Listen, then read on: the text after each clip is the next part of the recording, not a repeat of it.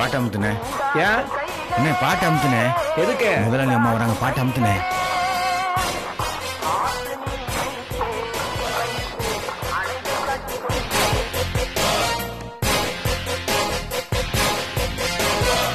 வணக்கம்மா. வணக்கம்மா. கருப்பா, இந்த மிஷினே ஊற கொட்டுற மாதிரி சத்தம் போடுது. நீ வைக்கிற பாட்டு சத்தம் அதுக்கு மேல இருக்கு. வேலை செய்யும் போது பாட்டு என்ன வேண்டி கிடக்கு? பாட்டு கேட்டுட்டே வேலை செஞ்சா நேரம் போறது தெரியாதுமா, களைப்பும் தெரியாதுமா. ஓ அப்படியா? அப்போ நைட்டு 10 மணி வரைக்கும் வேலை செஞ்சுட்டு அம்மா போ. அம்மா வீட்டுக்கு போகணுமா, பிள்ளை குட்டி எல்லாம் பாக்கணுமா. அம்மா அம்மா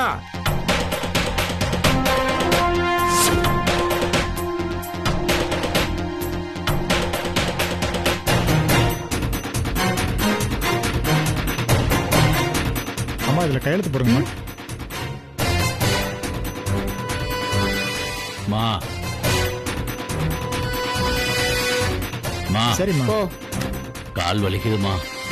அப்படியா? சாயங்காலம் 5 மணிக்கு முன்னாடி எழுந்த இன்னைக்கு கூலி நாளைக்கு கூலி எல்லாம் கட்டு. லோடு இறக்க சொன்ன இடத்துல இறக்காம நீ பாட்டுக்கு டாஸ்மாக்குள்ள நுழைஞ்சிட்ட. லோடு போச்சா இல்லையான்னு உனக்கு கவலை இல்ல? ஒரு லோடு என்ன விலைன்னு உனக்கு தெரியுமா? காணாம போயிருந்தா என்ன இருக்கும்? அதான் சரியா போயிருச்சாமா. காணாம போயிருந்தா என்ன இருக்கும்? அப்படி ஆகாதுமா. காணாம போயிருந்தா என்ன இருக்கும்? தெரியலமா. அப்ப முட்டி போடு. மா அம்மா அம்மா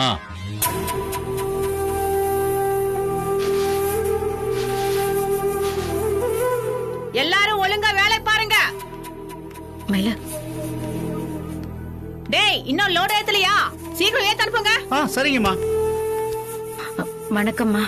வா கோமதி, என்ன திடீர்னு இந்த பக்கம் காத்தடிச்சிருக்கு? ஒண்ணுல சாலம்மா, உன்னை பாத்துட்டு போலான்னு வந்தேன். அப்படியா? உன்ன மாதிரி பெரியவங்க எல்லாம் என்ன தேடி வருது, எனக்கு ரொம்ப சந்தோஷம்தான். என்ன மச மச நின்னுட்டு இருக்கீங்க? 4 மணிக்குள்ள லோட் அனுப்பணும். அப்புறம் என்ன சொல்றாங்க போலீஸ்காரம்மா? இந்த அம்மா போலீஸ் ஆகணும் தான் ஏற்காடே காத்துட்டு இருக்கு. அந்த நல்ல காலம் எப்போ வரப்போகுது? இந்த வருஷமே பரீட்சை எழுதிருப்பேன்க்கா, ஆனா எழுத முடியாம போயிடுச்சு. ஏன் கையில ஏதாவது சொல்லுக்கா? அது இல்ல சாலம்மா, இவ IPS பரீட்சை எழுதுறதுக்கு 3 லட்சம் வேணும்னு நிலத்தை வித்து பணம் ஏற்பாடு பண்ண, அது திருட்டு போயிடுச்சு. ஐய, உன்ன ஒரு நிலத்தோட சொந்தக்காரன் நினைச்சிட்டு தான் இவ்வளவு நேரம் பேசிட்டு இருக்கேன். ஒரே நாள்ல நீ ஓட்டாண்டி எனக்கு அது இப்பதானே தெரியுது.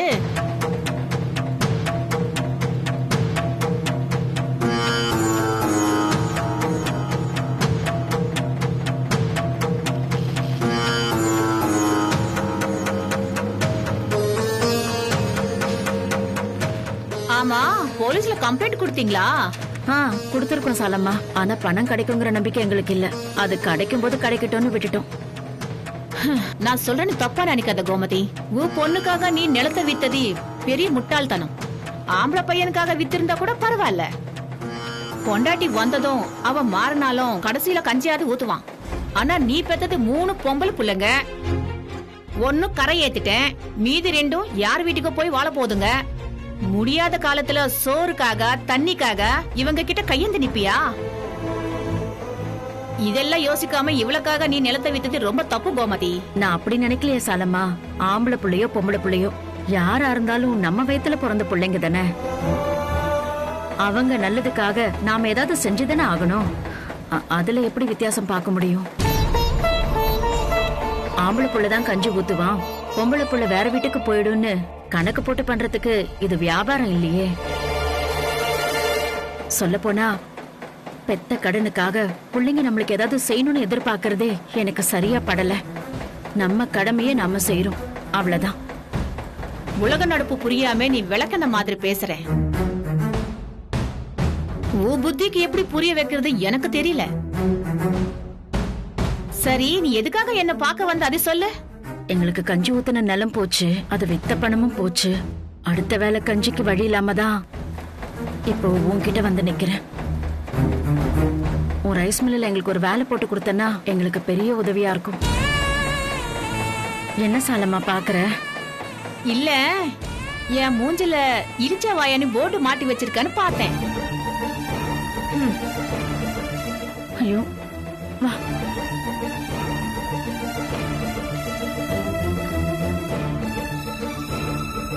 அம்மா, ராஜபாளையத்துக்கு 500 மூட்டை அனுப்பியிருக்கு. அப்படியே ஈரோட்டுக்கும் 250 மூட்டை ஏத்தணும். இதெல்லாம் சொல்லணுமா? துவரக லோடு எடுத்து போ. சரிம்மா.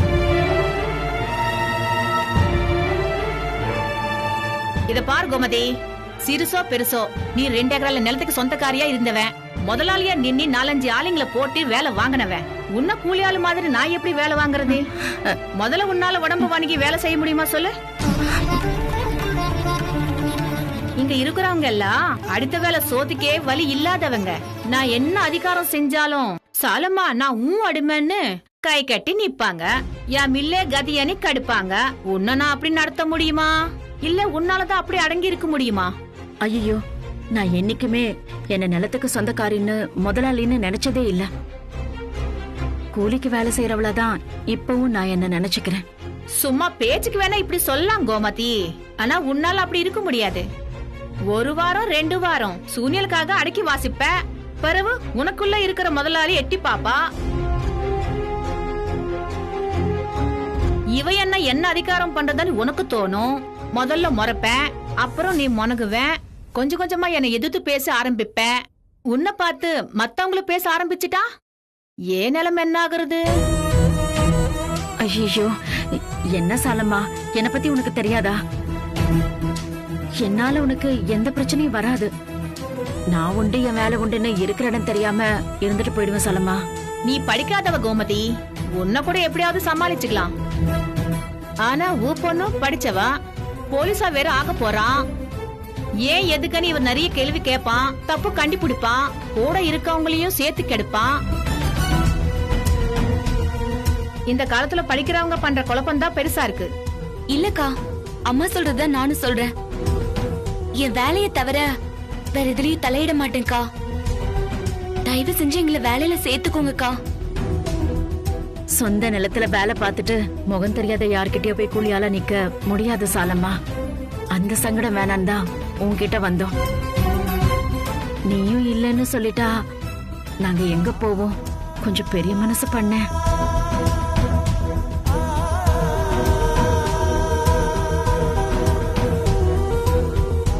சரி, உன்னை பார்த்தால பாவமாதான் இருக்கு. சரி, 2 பேரும் அலாத குறையா கேக்குறதுனால நான் உங்களை சேர்த்துக்கிறேன். 2 வாரம் தான் பாப்பேன். என் மனசுக்கு சரியான்னு பட்டாந்தா நீங்க இங்க இருக்க முடியும். சரி வராதன்னா மூஞ்சுக்கு நேரம் சொல்லிடுவேன். பரவு சாலமை இப்படி பண்ணிட்டாலன்னு வருத்தப்படக்கூடாது. இன்னொரு விஷயத்தையும் நல்லா ஞாபகம் வச்சுக்கோங்க. நமக்குள்ள இருக்கிற பழக்கம் வேற. ஆனா வேலைன்னு வந்துட்டா நான் ரொம்ப கராரா இருப்பேன். மணி அடிச்சா மாதிரி காலையில 9 மணிக்கு வேலையை ஆரம்பிச்சா 5 மணிக்கு தான் முடிக்கணும். இடையில கிசு கிசுன்னு பேசுகிறது, கால் வலி கை வலின்னு உட்காருது, டீ குடுக்க போறது, போன் பேசுறதுன்னு எந்த பஞ்சாயத்து இருக்க கூடாது. ஏன்னா பாவம் பார்த்து வேலைக்கு வைக்கலாம், பாவம் பார்த்து கூலி எல்லாம் தர முடியாது. புரிஞ்சுதா? புரியுது சாலம்மா. நீ சொல்ற மாதிரி நாங்க எதுவும் நடந்துக்க மாட்டோம். நீ குடுக்கற வேலைய உண்மையா செய்வோம். நீ உன் வார்த்தை எப்படி காப்பாத்துற நானும் பாக்குறேன். ஷண்பகா, இலரா, அம்மா சொல்லுங்கம்மா. இவங்களை கூட்டிட்டு போ, என்ன வேலை செய்யணும்னு சொல்லு போ. சரிங்கம்மா. வரேன் சாலம்மா, போலாம். அம்மா அம்மா அம்மா அம்மா.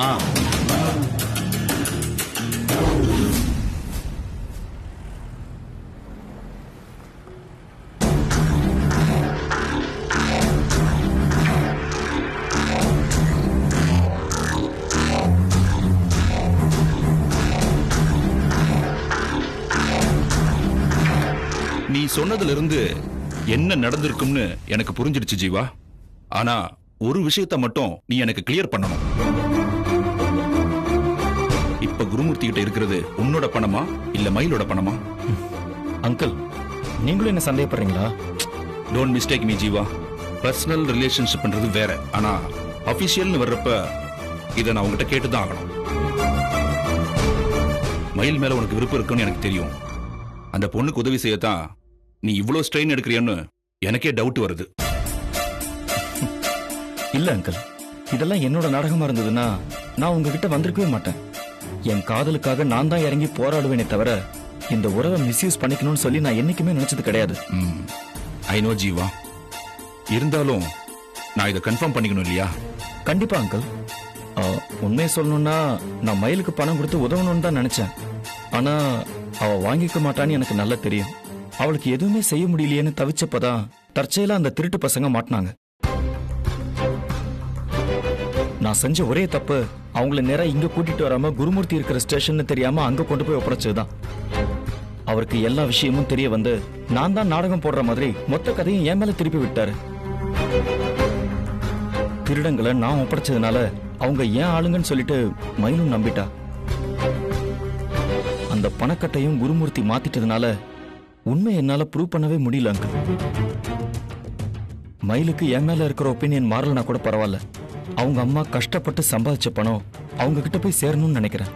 அதுக்கு நீங்க தான் எனக்கு ஹெல்ப் பண்ணும் அங்கிள். ஷியோர் ஜீவா. ஜெயில் வரைக்கும் போயிட்டு வந்ததால குருமூர்த்தி திருந்தி இருப்பாருன்னு நினைச்சேன்.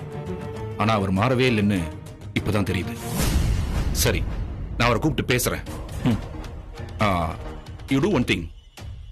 மயிலையோ இல்ல அவ அம்மாவையோ எனக்கு டைரக்டா ஒரு கம்ப்ளைண்ட் தர சொல்லு. மத்ததை நான் பாத்துக்கிறேன்.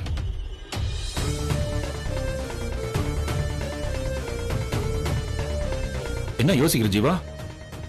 அப்பா வேற மயிலு கொடுக்கிற ஸ்பான்சர்ஷிப்பை கட் பண்ணிட்டாரு. மயிலும் அவங்க அம்மாவும் என் மேல ரொம்ப கோவமா இருக்காங்க.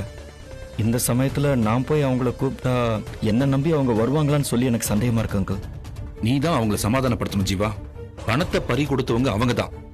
அவங்க கம்ப்ளைண்ட்டை வச்சுதான் நான் இந்த கேஸை ப்ரொசீட் பண்ணவே முடியும். சரி அங்கிள், புரியுது. அவங்களுக்கு நியாயம் கிடைக்கிறதா முக்கியம். நான் எவ்வளவு அசிங்கப்பட்டாலும் பரவாயில்ல, நான் போய் அவங்கள பார்த்து பேசுறேன். Don't worry Jeeva, everything will be all right. Thanks uncle, நான் வரேன்.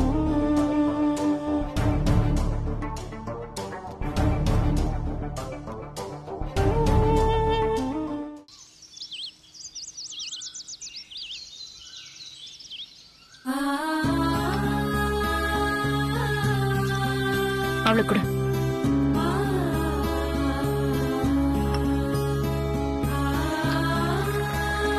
இந்தா. அம்மா, எஸ்டேட் வேலை விவசாய வேலையா இருந்தா பரவாயில்ல. ரைஸ் மில் வேலைக்கெல்லாம் நீயும் மயிலும் போக வேணாமா? ஏண்டி, ரைஸ் மில் வேலையா இருந்தா என்ன தப்பு? ரொம்ப கஷ்டமான வேலைமா. இந்த வயசுல உனக்கு அந்த கஷ்டமான வேலை வேணாம். ஐபிஎஸ் ஆக வேண்டிய மயிலையும் இப்படி கஷ்டப்படுத்துறத என்னால ஏத்துக்கவே முடியலம்மா. இதுக்கும் அதுக்கும் என்னக்கா சம்பந்தம்? நான் ஐபிஎஸ் ஆகதானே போறேன். ஆனா இன்னைக்கு அடுப்பு எரியறதுக்கு ஒரு வழி வேண்டாமா? இத பாரு, உழைக்கணும்னு முடிவு பண்ணிட்டா கஷ்ட நஷ்டம் எல்லாம் பார்க்க கூடாது. ரைஸ் மில் வேலை தான் வேணும்னு நாங்க யாரும் முடிவு பண்ணிட்டு போல. இந்த வேலை தான் இப்போதைக்கு கிடைச்சது. உழைச்சு சம்பாதிக்கிற எந்த வேலையும் நல்ல வேலை தானே, அதான் போலான்னு நாங்க முடிவு பண்ணிட்டோம். Aunty, aunty, aunty, aunty. ஜீவ சார் தான் வந்திருக்காருன்னு நினைக்கிறேம்மா. எத்தனை தடவை சொன்னாலும் அவருக்கு உரைக்கவே மாட்டேங்குது. இப்ப நான் பேசுற பேச்சுல அவர் இனிமே இந்த பக்கமே வரக்கூடாது. இரு, அவசரப்படாத, இரு, நான் பேசுறேன். ஆண்டி, நீ இரு.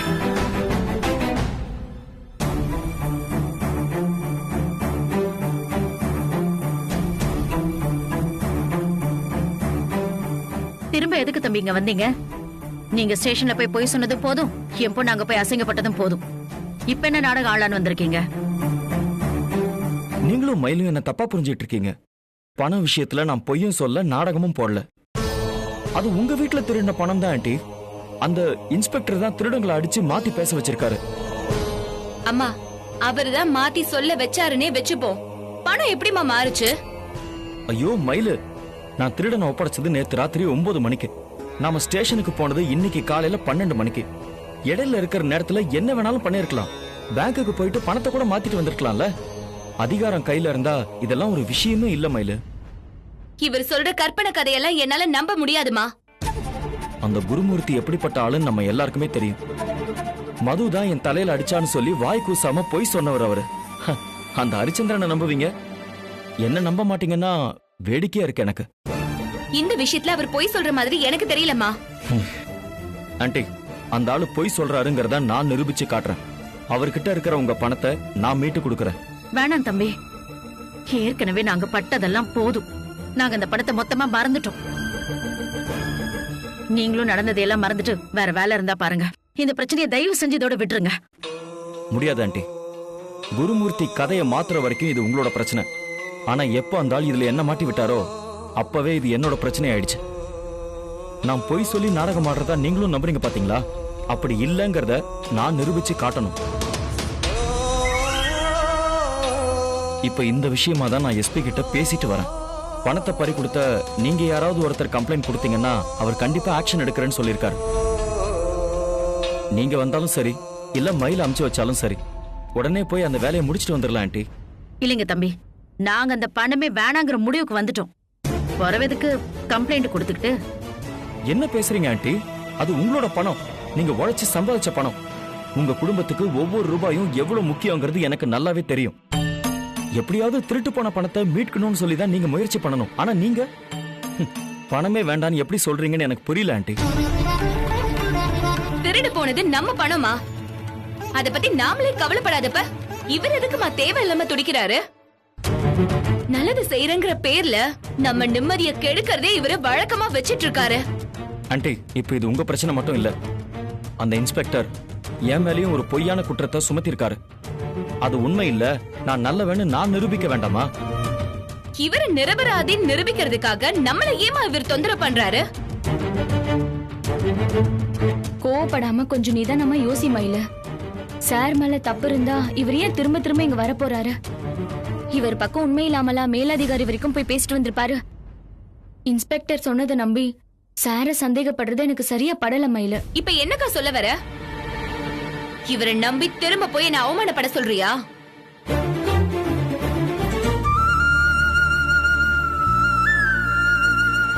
எஸ்பி சாருக்கு அவரை பத்தி நல்லா தெரியும் மயில. ஸ்டேஷன்ல நடந்தது கண்டிப்பா நிச்சயமா அங்க நடக்காது. நீ என்னம்மா யோசிக்கிற? சார் தான் இவ்ளோ தூரம் சொல்றாருல, போய் கம்ப்ளைண்ட் கொடுத்து தான் பாக்கலாமே. நம்ம பணம் நமக்கு திரும்ப கிடைச்சா சந்தோஷம் தானே? இல்ல மலரு, இந்த விஷயத்துல மேல ஆபீசர் எல்லாம் போய் பாக்குறது கொல்லிக்கட்டை எடுத்து நம்ம தலைய நம்ம சொரிஞ்சுக்கிற கதை ஆயிடும். நம்ம பணம் திரும்ப கிடைக்கிறது முக்கியம்தான். அதை விட முக்கியம் நாம நிம்மதியா இருக்கிறது தான். பணத்துக்காக ஒரு போலீஸ்காரன் கூட மோதி நம்ம நிம்மதியை நாம தொலைச்சிடக்கூடாது. ஆண்டி, குருமூர்த்தியை நினைச்சு நீங்க பயப்படாதீங்க ஆண்டி. எஸ்பியை மீறி அந்த ஆள் எதுவுமே செய்ய முடியாது. நீங்க எதை பத்தியுமே யோசிக்காம தைரியமா கம்ப்ளைண்ட் கொடுங்க. எங்களை வற்புறுத்தாதீங்க தம்பி, தயவு செஞ்சு கிளம்புங்க. அம்மா, இங்க நமக்கு நியாயம் கிடைக்காதப்போ மேலதிகாரிய பார்த்து பேசுறது தானே சரியா இருக்கும். நீ அதை புரிஞ்சுக்காம பேசிட்டு இருக்க. உனக்கு தான் புரியல மலரு. நாம புகார் கொடுத்தா அந்த எஸ்பி சும்மா இருப்பாரா? அந்த ஆளை கூப்பிட்டு விசாரிப்பாரு. அதனால அந்த மனுஷனுக்கு நம்ம மேல இருக்கிற கோபமும் பகையும் அதிகம் தான் ஆகும். அந்த ஆள் நியாய தர்மத்தை மதிக்கிற ஆளா இருந்தா பழசையெல்லாம் மறந்துட்டு இவ கொடுத்த கம்ப்ளைண்ட்டை எடுத்துக்கிட்டு இருப்பாரு. அவருக்கு பழைய வன்மை இருக்கிறதாலதான் இவளை நோ கடிச்சு அனுப்புனாரு. அவரை பத்தி மறுபடியும் புகார் சொல்லி திரும்ப எதுக்கடி அவரை செய்யணும்? அவர் மேல புகார் பண்றது நம்ம நோக்கம் இல்லையேமா. அது நமக்கு தெரியும்டி. ஆனா மேலதிகாரி கூப்பிட்டு விசாரிக்கும் போது அந்த ஆள் அதை சாதாரணமா எடுத்துக்க மாட்டாரு.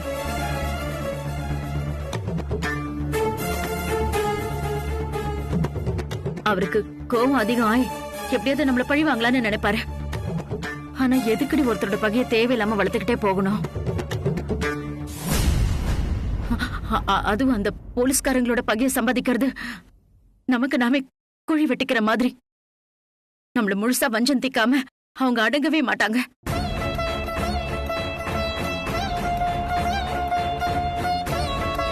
அவங்களோட போராடி நம்மளால ஜெயிக்க முடியாது. 3 லட்சம் பணத்துக்கு விலையா நாம நிம்மதியை இழக்க கூடாதுடி. ஆண்டி, இல்ல ஆண்டி, நான் சொல்றது கொஞ்சம். தம்பி, இதுக்கு மேல இத பத்தி பேச வேணாம். எங்க பணம் கிடைக்கணும்னு விதி இருந்தா கிடைக்கட்டும். அதுக்காக இதுக்கு மேல நாங்க எங்கேயும் அலையறதா இல்ல. நீங்க கிளம்புங்க.